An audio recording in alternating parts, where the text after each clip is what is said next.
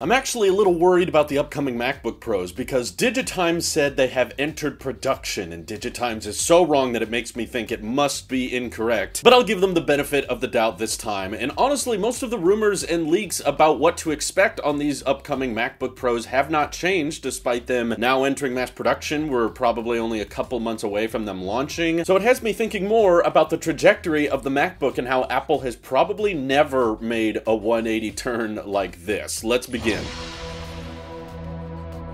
So Apple will oftentimes introduce a feature, see how people respond to it, and then take it away, like 3D Touch or $350 smart speakers. But I think the most common example is actually with that original 2016 MacBook Pro lineup, which I was actually a pretty big fan of. I used the 15-inch MacBook from that year for a little over a year. It had the butterfly keyboard, it had the touch bar, it was going all in on 4 USB-C ports. That has had so much backlash and so much complaining, and yet a lot of people still bought them. They're still fairly common to see out there. Apple heard a lot of that criticism and for whatever reason decided to listen, which honestly I don't see Apple do a lot. You know, if Apple was listening to everything iPhone buyers wanted, they would be switching to USB-C and they'd probably still have the headphone jack, and for that matter most of the smartphone industry would probably still have a headphone jack if Apple was like, oh, people were mad that we removed it? Oh, okay, let's put it back. But with the Mac lineup, people were getting very mad, and perhaps because the Mac line is just a smaller portion of Apple's overall revenue, and maybe it's a smaller engineering team or it's smaller staff overall that's hearing all of these complaints about what people want out of their MacBooks. And what it sounds like these upcoming MacBook Pros are just like answering all of the biggest criticisms in one upgrade. Doesn't matter if us diehard Apple sheep were big fans of the touch bar, big fans of USB-C and going all in on one connector. None of that matters because on these upcoming MacBook Pros, they're ditching the touch bar in favor of just traditional function keys. They're bringing back legacy ports like HDMI, SD card slots, and the MagSafe connector, which I'm still unsure how exactly that's going to work. Can you still charge via USB-C, or are these charge bricks that might or might not come with the new MacBook Pros, are they going to be a new proprietary style of MagSafe that Apple hasn't introduced yet, or are they going to makeshift force a way for the USB-C port to also have magnets that you can charge through? And of course, in 2019, Apple made the switch away from the butterfly keyboard. So it's like all of this growth and all of this new technology Apple implemented in the MacBook Pro line 5 years ago, almost all of it is being scrapped. You know, there's almost no piece of technology that's being reused from that MacBook Pro just because of a lot of complaining. Mac sales has still been very strong and Apple's seen a lot of success with it, so I personally think Apple could likely get by if they wanted to keep the touch bar or if they wanted to keep going with Thunderbolt. So many people have USB-C hubs now, and so many people have just kind of accommodated their brain to understanding if I buy a MacBook Pro, I'm gonna have to buy a certain amount of dongles or reuse some old adapters, and I think a lot of people have adapted. It's been 5 years of this now. A lot of people have finally gotten used to it, so perhaps the MacBook Strategy is just aiming to be a bit more competitive. Maybe they've seen the size of MacBook Pro sales, and maybe it's not growing at the rate they want it to, and because Apple realizes maybe with Apple Silicon that they're finally gonna have some advantages that can't be matched in the PC world. Before, you know, you could get Intel CPUs and AMD graphics cards and other Windows laptops, so the performance was not necessarily a huge advantage that MacBook Pros had over the competition, but now Apple knows their ARM architecture with their system on chip, CPUs and GPUs, those are probably performing so well, and I can't wait to try out the M1X chip, that they're like, huh, we're actually starting to have a huge advantage over our competitors, and because we're designing these chips exclusively, no one else on the market is going to be able to say we have the M1X chip in our laptop. So now Apple's thinking maybe we want to branch out aside from just our, you know, Apple sheep loyalists who will buy the adapters, who will put up with the butterfly keyboard, who will get used to the touch bar. Doesn't matter how much the internet complains, we're probably going to be fine with it, and frankly I do still love the touch bar and I wish it wouldn't go away. In fact, I would love it if it was an optional add-on, like pay extra $300 to get the touch bar at checkout. I'll take it, please. I know it complicates hates the supply chain, so they're probably not going to. But I just find it really interesting that after 5 years of Apple rigorously pushing people to get on with the future and to stop using SD card slots and to stop using the HDMI port, now they're going back on all these directions and going, you know, MagSafe's kind of nice, you know, function keys are kind of nice. And I know there's going to be an event for these MacBook Pros. I don't think that they're going to be site refreshes, and I would just love to see how Apple is going to introduce these MacBooks without directly addressing so many of the mistakes they've made in the past, you know? I don't think it was a coincidence that all of the MacBook Pros Apple introduced that brought back the Magic Keyboard and got rid of the butterfly keys, none of those were ever unveiled via a keynote. Do you notice that? Like, MacBook Air switched to it, MacBook Pro switched to it, and they were all site refreshes, likely because Apple didn't want to go on stage and say, this new keyboard is